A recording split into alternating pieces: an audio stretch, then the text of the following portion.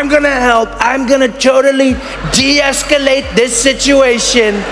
I'm gonna de-escalate this situation. And we were like, my man, you've never de-escalated a thing in your life. In your life. From your hair to your politics, nothing is a de-escalation. Nothing. But Trump came in and he's like, I don't like how Iran and Israel are launching bombs at each other all the time. So many bombs, we can't have this, it's not right. Too many bombs, we gotta stop it. No more bombs, we gotta stop it, we gotta fix it. And they're like, all right, how are you gonna fix it? He's like, by dropping. It's almost a talent at this point. Trump can stretch a 2-minute question into a 45-minute lecture on absolutely nothing. Trevor Noah wasn't just mocking him, he was unraveling the chaos inside a brain where logic is an optional setting.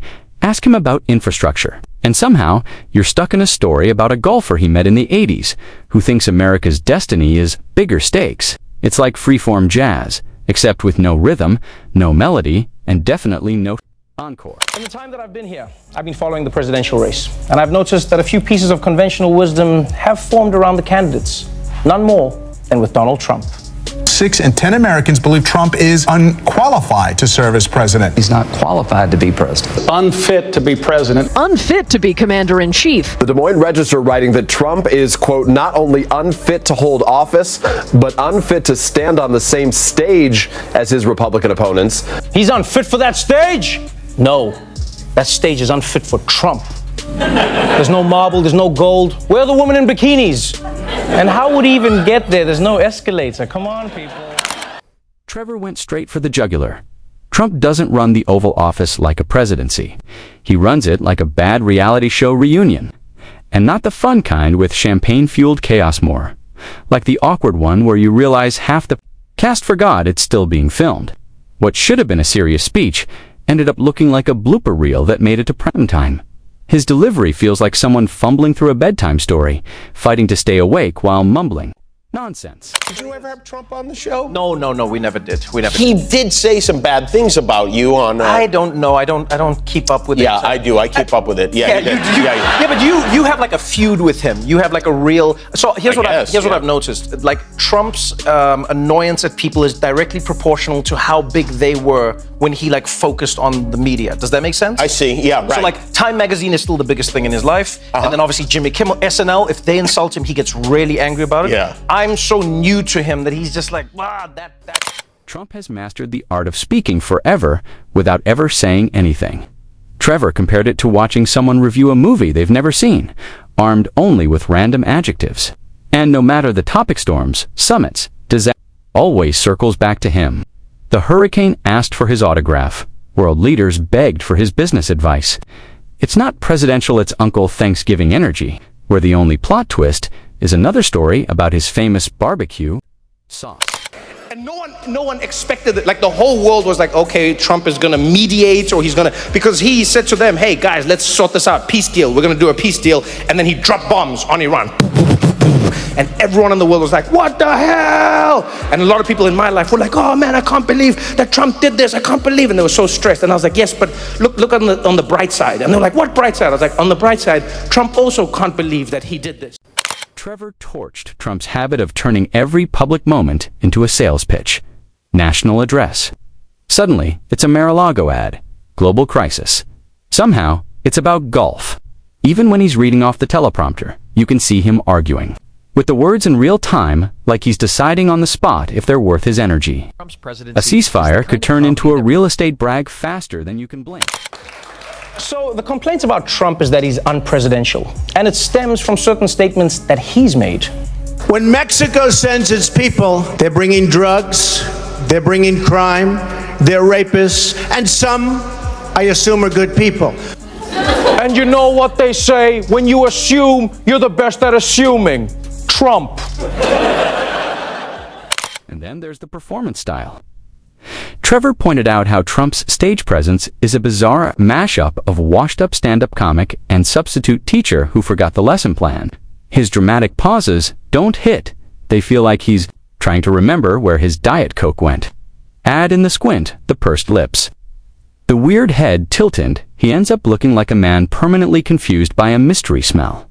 You half expect him to blurt out, "Who farted?" instead of policy. Rekindle a friendship and change this country. Oh, yeah. No, well, I don't think it would change the country. I know I could rekindle the friendship with one compliment. That would be all it takes. And that's why he's such a terrible choice for president. Because you can turn him around with a simple comment. I mean, he loves people he hated 5 minutes ago. One hug, Jimmy. One hug. One hug right around the One midsection. hug. You just go in there, one hug. Trevor dove into Trump's endless feuds, the soap opera that always overshadows actual politics. Trump doesn't just argue, he narrates opponents, like he's roasting them on a bad reality show. Facts in his world, they're set dressing, theatrics, not truth. Watching him dodge accountability is like catching someone next to a wrecked car, insisting they weren't speeding. Trevor compared his Q&A strategy to an athlete's playbook sidestep, spin, and suddenly the question on healthcare becomes a rant about windmills. Pure Trump country. Trump says he's such a... For me, Donald Trump is an emotional paradox. I'm not going to lie. You know, logically, I can process him. Emotionally, I struggle. On the one hand, I will admit I wake up many days terrified at the notion that he's president of the most powerful nation in the world. But I also must admit I wake up many days knowing he's going to make me laugh. Yeah, there's terror and there's joy. And then came the crowd size obsession. Years into his presidency, he's still bragging about rally turnouts, like he's secretly competing with rock bands. He'll be mid-speech about disaster relief, and boom, biggest crowd ever. You can literally see him light up when he mentions it, like applause is oxygen. Trevor mocked how he can self-congratulate with the confidence of a man who just invented electricity.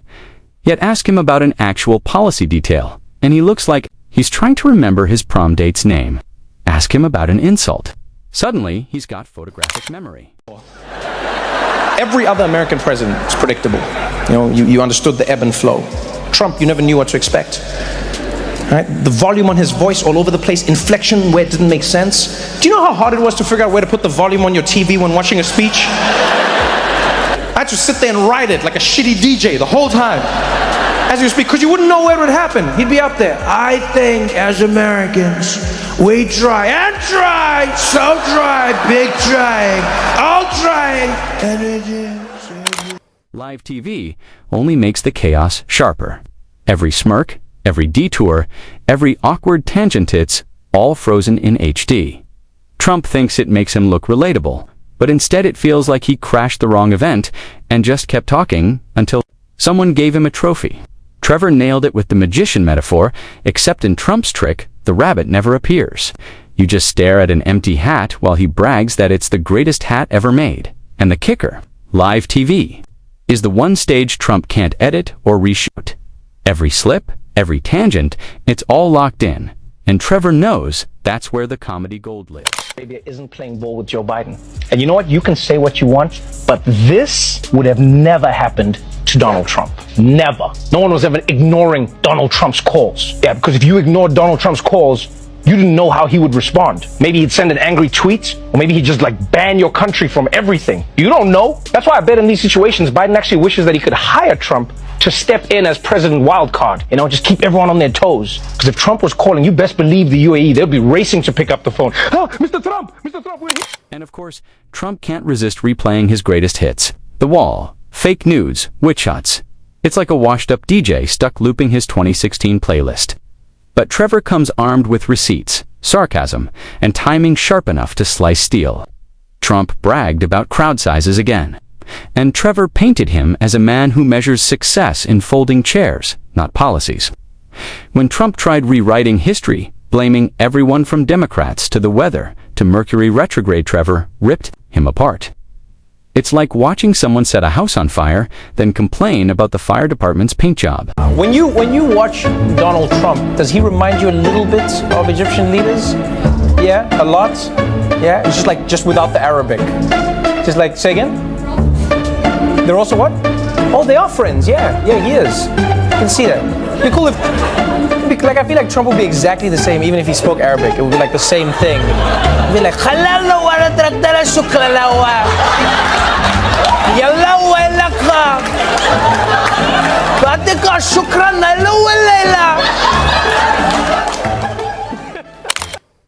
Then came the self-love detour. Trump insisted everyone adores him, world leaders, Americans, even his haters. Trevor's eyebrows basically left the building. His response? Listing off who really loves Trump: tax lawyers, spray tan suppliers, and conspiracy bloggers with way too much free time. Outside of that, it's like loving traffic jams. You just endure it. Trevor also zeroed in on Trump's Olympic-level contradictions. He'll make a bold statement, pause, then instantly flip to the opposite. It's verbal gymnastics, so absurd you'd expect the judges to hand him a gold medal for nonsense. You just look at everything that he does. The world we now live in because of him. Like, you realize we're living through history. You know, this will never happen in our lifetimes again. We're living through a time when we're all learning about the presidency at the same time as the president. That's never happened.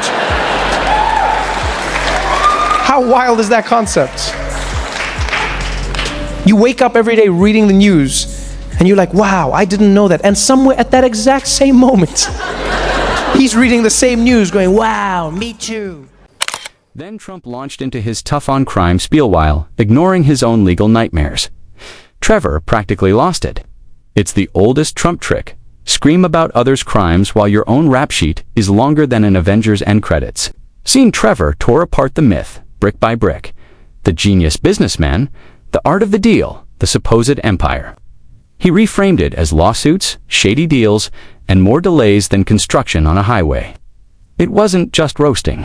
His words, it was dismantling the entire Trump mythology with a laugh attached to every fact. Like, that's the one glimmer of hope that I get from Donald Trump, is that, like, he also doesn't know what he's doing. He's in it with us, which is a nice change. Oftentimes we're at the mercy of those in power, but he's in the mercy with us. Like, we're all locked in a prison cell, but he's holding the key and he's like, we're all trapped, we're all trapped. What are we gonna do? We're like, use the key. What? Finally, the attention obsession. Trevor nailed how Trump craves the spotlight like oxygen. If nothing's happening, he'll insert himself anyway, like a pop-up ad you can't close. He doesn't just want to be in the story, he wants to be the story. But when he tries to pivot into I'm the victim mode, Trevor slices that narrative to pieces. Victim. This is the guy who spent years throwing punches at anyone who glanced at him sideways. It's like a bully running to the principal after getting shoved once. Trevor even roasted the sitcom-like quirks, hand gestures, invisible cue, reading random tangents. The picture was so vivid, you could practically see it playing out in real time.